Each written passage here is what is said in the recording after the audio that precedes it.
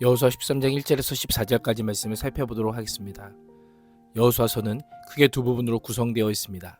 1장에서 12장은 이스라엘이 정복해야 할 땅, 즉 가나안 정복 전쟁의 과정을 언급합니다. 13장에서 24장은 정복 전쟁의 결과 그 땅을 지파별로 분배하는 과정이 기록하고 있습니다. 전반부가 하나님의 말씀에 대한 순종과 그에 따른 말씀의 성취를 광지한다면 후반부는 말씀의 성취에 따른 복이 소개되고 있습니다. 1절에서 7절은 땅 분배를 위한 하나님의 명령입니다. 여호수아가 늙고 나이가 많아졌습니다. 정복 전쟁이 일단락되고 땅 분배가 시작되는 시점에서 여호수아가 늙어서 더 이상 정복 전쟁을 할 수 없다라고 밝히고 있습니다. 여호와께서는 여호수아에게 넌 늙고 나이가 많은데 아직 소유해야 할 땅이 많이 남아있구나 라고 말씀합니다. 얻을 땅이 매우 많다라고 하는 표현은 여호수아가 그 온 땅을 점령하였다는 표현과 상충하는 것처럼 보입니다. 그러나 이것은 이스라엘이 하나님의 언약과 명령에 따라서 가나안 족속들을 가나안 땅에서 쫓아내야만 그 땅을 하나님께서 주시는 기업으로 이스라엘 후손들에게 상속됨을 알려줍니다. 여호수아와 이스라엘은 이미 가나안의 주요 거점들을 점령하였지만 남아있는 미정복지들을 완전히 정복하기 위해서는 끝까지 믿음의 싸움을 싸워야 함을 알려줍니다. 그래서 어떤 의미에서 가나안 땅 정복은 이미 이루어졌지만 아직 완성된 것은 아닙니다. 예수 그리스도 오심과 십자가로 단번에 구속사역을 감당하시고 그 은혜가 우리에게까지 그 효력을 발휘하고 있지만 하나님께서 주시는 영적인 기업을 상속하고 마음껏 누리기 위해서는 매일매일 우리에게 주어진 믿음의 선한 싸움을 싸워야 함을 잊지 말아야 합니다. 2절에서 6절은 아직 정복하지 못한 가나안 땅의 남부와 서부, 북부 지역을 소개합니다. 남부 지역의 미정복 지역으로는 블레셋과 그 인근 지역입니다. 서쪽의 미정복 지역은 가나안 족속의 땅과 시돈 사람에게 속한 땅, 즉 아모리 족속의 경계인 아벡까지입니다. 북쪽의 미정복 지역은 그발 족속의 땅과 레바논에서부터 시돈 사람의 땅입니다.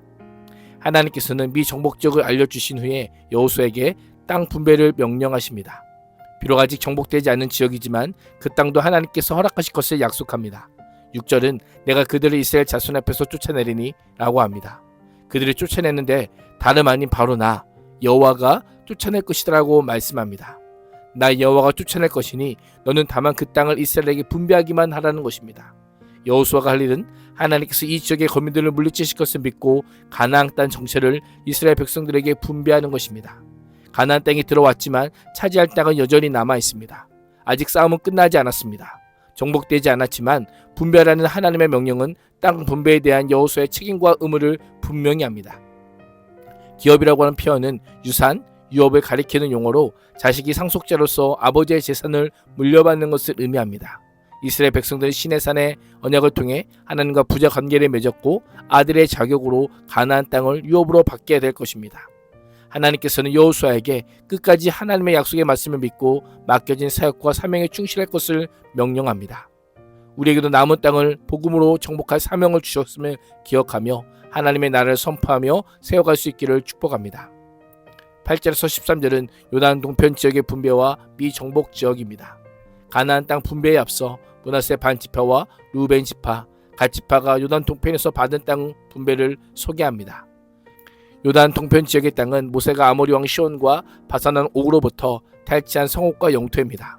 요단 동편의 땅은 본래 약속의 땅인 가나안에 속하지 않은 땅이었습니다. 그러나 요단 동편의 두 지파 반이 그 땅을 모세에게 기업으로 요청하자 그 청을 들어주었던 것입니다. 요단 동편의 땅이 모세를 통하여 하나님으로부터 유업으로 받은 땅이라면 요단 서편의 땅은 여호수아를 통해 하나님으로부터 받은 유업입니다. 성경은 서편의 땅 분배가 동편의 땅 분배 연속선상에 있음과 동시에 앞으로 이루어질 기업에 대한 분배의 모델이요 요단 동편의 땅도 요단 서편의 땅도 동일하게 하나님의 유업임을 강조합니다. 9절에서 13절까지는 요단 동편 땅의 전반적인 경계를 언급합니다. 남부 지역의 경계는 남으로는 아르논강 유역이며 북으로는 야복강 부근의 메드바 평지이며 동으로는 암몬 자손과 경계를 이루고 서로는 요단강을 경계로 합니다.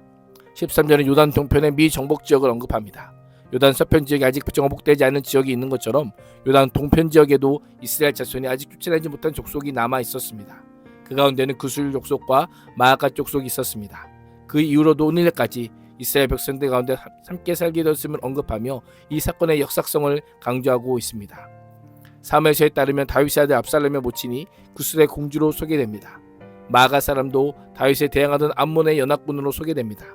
이스라엘은 여호수아 시대에 제거하지 못한 자들로 인해 계속하여 고통을 당하게 되었던 것입니다. 신앙생활은 끝날 때까지 끝난 것이 아닙니다. 소명으로 부름받은 우리는 끝까지 최선을 다해 사명을 성취해야 합니다. 긴장의 끈을 놓친 채 자기 기업에 만족하며 안주하는 삶에서 벗어나 마지막까지 긴장하며 사명을 이룰 수 있기를 축복합니다. 14절은 레위 지파의 기업입니다. 레위 지파에게는 여호수아가 기업으로 준 것이 없었습니다. 이스라엘 하나님 여호와께 드린 화제물이 그들의 기업이 되었기 때문입니다. 화제물이란 제사 규례에서 하나님께 드리는 제물을 가리킵니다. 제사법에 따르면 백성들이 드리는 제물 가운데 일부는 제사장의 몫으로 돌려져야 했습니다. 이것은 한편으로는 제사장들의 수고의 대가로 주어지는 것이요, 다른 한편으로는 그들이 유업을 받지 못한 것에 대한 보상의 의미를 가집니다. 하나님께서는 레위인의 생계 문제를 포함한 기업 문제를 이스라엘 자손의 모든 11조 및 예물로 해결하게 하심으로 레위 제사장들은 하나님을 섬기는 것으로 살아가게 됨을 알려주고 있습니다. 하나님께서는 정복해야 할 때 땅과 그 땅의 분배를 통해 땅의 주권을 인정할 것과 마지막까지 긴장하며 최선을 다해 사명을 성취할 것을 명령합니다. 오늘 하루도 하나님께서 맡기신 시간을 잘 구별함으로 부름받은 자로서 충성으로 반응하는 인생 될 수 있기를 축복합니다. 기도하겠습니다. 하나님, 오늘도 나에게 맡겨진 믿음의 선한 싸움을 충성되게 싸우는 주의 군사 되게 하여 주옵소서. 예수님의 이름으로 기도합니다. 아멘.